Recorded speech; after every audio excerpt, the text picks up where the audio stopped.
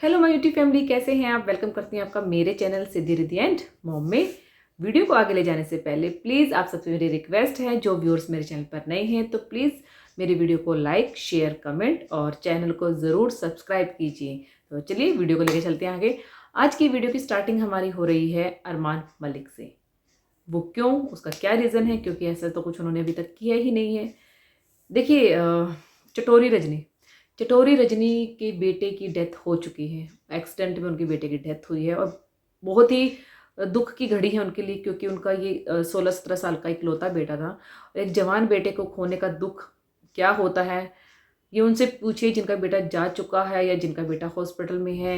या हर माँ समझ सकती है कि बेटे से दूर, बच्चे से दूर होने का दुख क्या है, चाहे वो बेटा हो या बेटी हो।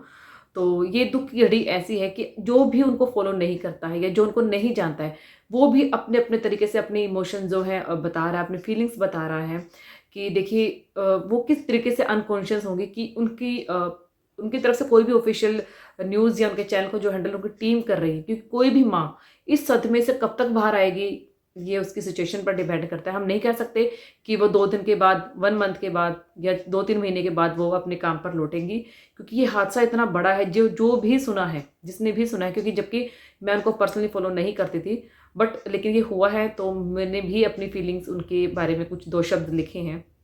बट ऐसे में कोई एक इंसान ऐसा होगा, कोई ही ऐसा इंसान जो इस बारे में अपनी भावनाएं किसी और तरीके से व्यक्त करेगा। मैं गलत नहीं कह रही हूँ, बट मैं ये कह रही हूँ कि अगर सही टाइम पर कोई गलत चीज़ बोली जाती है तो वो बुरी लगती है, और अगर किसी गलत टाइम पर सही चीज़ बोली जाती है तो भी वो बुरी लगती है।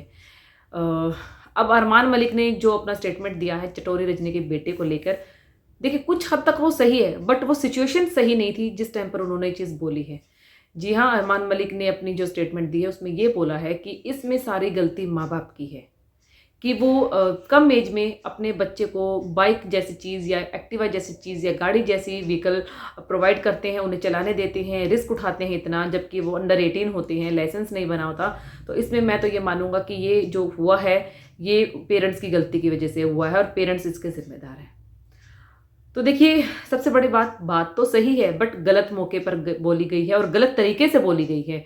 उसमें आप उनका देखिएगा, जो एक्सप्रेशन उनके दिन निकले हैं, ये जो वर्ड्स उनके निकले हैं। फिलहाल ये टाइम ऐसा है ना, इसमें माँ बाप को अगर आप ये चीज़ बोलेंगे ना जाके कि तुम्हारी गलती है, तो वो अपने ऊपर ही ब्लेम करेंगे। हाँ हाँ, मेरी गलती है, मुझे नहीं देना चाहिए था चाबी, मुझे उसको एक्टिवा नहीं देनी चाहिए थी, ये है वो है।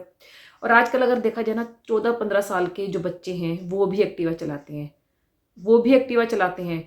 छोटे से लेके बड़े से लेके, कई बार ऐसा होता है कि आप एक्टिवा चलाते हैं लेकिन आप अभी तक 50-55 साल की एज तक आपको कुछ नहीं हुआ, लेकिन सडनली आपको एक्सीडेंट हो जाता है। तो ये सब होती है करनी, जो आपकी किस्मत में लिखा होता है वो होकर ही रहता है।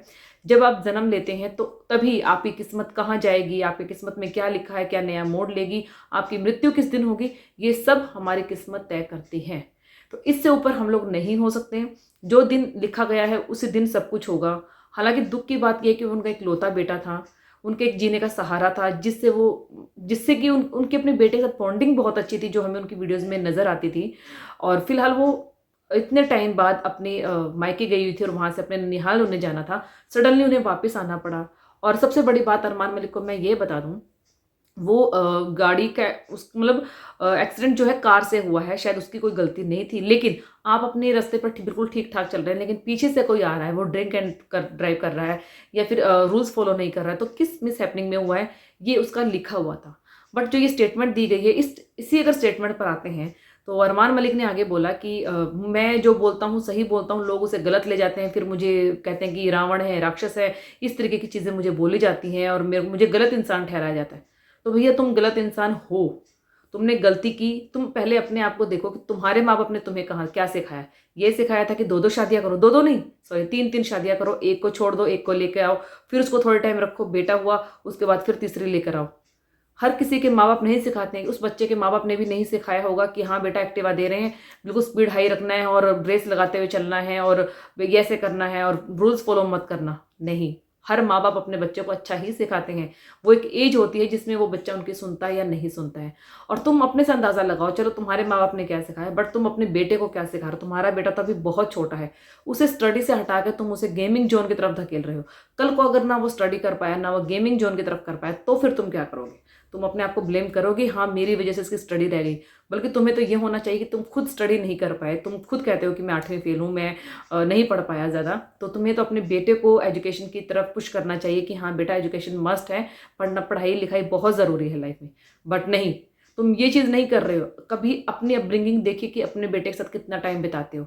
उस बेटे को सोसाइटी में नॉर्मल बच्चों की तरह खेलने नहीं दिया जाता, उसको महंगे महंगे गैजेट्स, ठीक है तुम्हारे फादर की अर्निंग है, तुम इतना कमा पा रहे हो कि तुम अपने बच्चों को एक लग्जरी लाइफ दे सकते हो, बट इसका मतलब ये नहीं है कि तुम्हें दूसरे के पेरेंट्स को कुछ भी कहने का हक मिल जाता है। और तुम अपने पैसे अपने बच्चे के ऊपर वेस्ट कर रही है, तुम्हारी ऑडियंस, तुम्हारी सोसाइटी वाले सब कुछ बोलते हैं, क्योंकि एक छोटे से बच्चे में इतना बेहूदगी है, इतना घमंड है ना। तो वो किसी बच्चा जो तुम्हारा बेटा है वो किसी से कोई ढंग की बात नहीं करता, किसी को रिस्पेक्ट नहीं करता, ना वो तुम्हारे घर में काम करने वाले जो एम्प्लॉई है, मैनेजर है, कुछ भी है, ना उन्हें वो कुछ समझता है। क्योंकि जो घमंड तुम्हारे अंदर है वही घमंड तुम्हारी बेटे के अंदर दिखता है। तो किस तरीके से तुम किसी दूसरे के पेरेंट्स को ब्लेम कर सकते हो? अगर ये स्टेटमेंट तुम्हारी वो चटोरी रजनी के पास जाती है या उन्हें कोई बताता है तो सोचो क्या बीतेगी माँ बाप के ऊपर। शायद इस टाइम पर इस पूरी दुनिया में एक अकेला अरमान मलिक ही ऐसा इंसान है जो इस टाइम पर चटोरी रजनी के जख्मों पर नमक लगा रहा है कि हाँ तुम तुम्हारी गलती थी। उनके दिमाग में डाला जा रहा है कि तुमने एक्टिवा दी उसे, ये किया, तुमने उसे इतनी परमिशन दी, वो तो फिर भी बहुत बड़ा है। तुम अगर कह रहे हो तुम अपने बेटे को संभालो। वो कहते हैं ना कि ऊंचे बोल कभी भी नहीं बोलने चाहिए। क्या पता हमारे ऊपर या हमारे आने वाले बच्चों के ऊपर उनका फ्यूचर कैसा हो और हमारे बोले गए शब्द कहीं ना कहीं उसकी लाइफ में एंटर हो जाए। तो ये परमात्मा की करनी थी, भगवान ने जो लिखा था वो होना था, इस तरीके से होना था। शायद उसका कुछ कर्जा था अपने पेरेंट्स के ऊपर जो वो लौटाने आया था और अपना कर्जा खत्म करके वो वापस चला गया। तो इस दुख की घड़ी में तो उसका साथ देना चाहिए था, ना कि इस तरीके की स्टेटमेंट देके उसे मेंटल हैरास कर देना चाहिए था। तभी कहते हैं कि एजुकेशन मस्ट होती है। अगर पढ़ाई लिखाई की होती तो शायद तुम इस चीज़ को समझते। जब यूट्यूब का हर एक इंसान चटोरी रजनी के साथ है, जो फॉलो करता है या नहीं करता, इस टाइम पर अरमान मलिक का ये स्टेटमेंट आना कि नहीं माँ बाप की गलती है, बेटे के हाथ में एक्टिवा पकड़वा दी है, उसे इस तरीके से नहीं देना चाहिए था, रोड पर नहीं घूमना चाहिए, माँ बाप को बच्चों को सिखाना चाहिए। तुम अपने हिसाब से देखो तुम अपने बच्चे को कितना कुछ सिखा रहे हो। तो बहुत सी चीज़ें ऐसी हैं जो अगर गलत टाइम पे कुछ सही बात बोली जाती है तो वो भी चुप जाती है। और अरमान मलिक का जो पीछे का पास्ट अगर देखा जाए तो तुम अपनी तरफ से देखो कि तुम्हारे पेरेंट्स ने क्या तुम्हें 11 साल की लड़की के रेप के बारे में बताया था? क्या ये बोला गया था तुम्हें वो करना है? क्या ये बोला गया था कि तुम्हें जेल जानी है? या ये बोला गया था कि एक लड़की की ज़िंदगी खराब कर देनी है? ऑलरेडी तुम्हारे 2 बच्चे हैं, तुम अपनी जिम्मेदारी से भागे हो, तो क्या तुम्हारे पेरेंट्स ने ये सिखाया था तुम्हें? तो तुम किस तरीके से इस तरीके की घटिया स्टेटमेंट दे सकते हो? क्योंकि तुम एक पब्लिक फिगर हो, तुम्हें लाखों लोग देखते हैं। तुम्हें तो ये चाहिए था कि तुम इस टाइम पर उन्हें हौसला अफजाई करो, उन्हें बताओ। लेकिन जो बोलने का तुम्हारा तरीका था, वे ऑफ एक्सप्रेशन थे ना, वो बहुत ही बेकार थे, घटिया थे। इस तरीके की घटिया बातों की उम्मीद जो है घटिया किस्म के इंसान से ही की जा सकती है, जो कि तुमने दिखा दिया कि हाँ तुम घटिया हो और शायद हमेशा घटिया ही रहोगे। क्योंकि तुम्हारा ये घटिया जो नेचर है ये बार बार तुम्हारी टीम के सामने, तुम्हारे फ्रेंड्स के सामने, तुम्हारे रिलेटिव के सामने, इवन कि तुम्हारे भाई की फैमिली के सामने भी बार बार आया है। बट ये पैसे की ताकत है जिससे तुम हर बार बच जाते हो। और शायद कभी तुम्हारा टाइम ऐसा हो जिस टाइम पर तुम्हारे पास ना पैसा हो ना परिवार हो, तब उस टाइम पर तुमसे पूछा जाएगा कि हाँ अब तुम क्या कहना चाहते हो। क्योंकि उस जब हाथ में पैसा नहीं होता ना आपके, तब आपकी जुबान जो है वो भी नरम होती है और बोलने का अंदाज भी बदलता है। लेकिन जब आपके पास पैसा होता है तब आप सामने वाले इंसान को कुछ नहीं समझते हैं।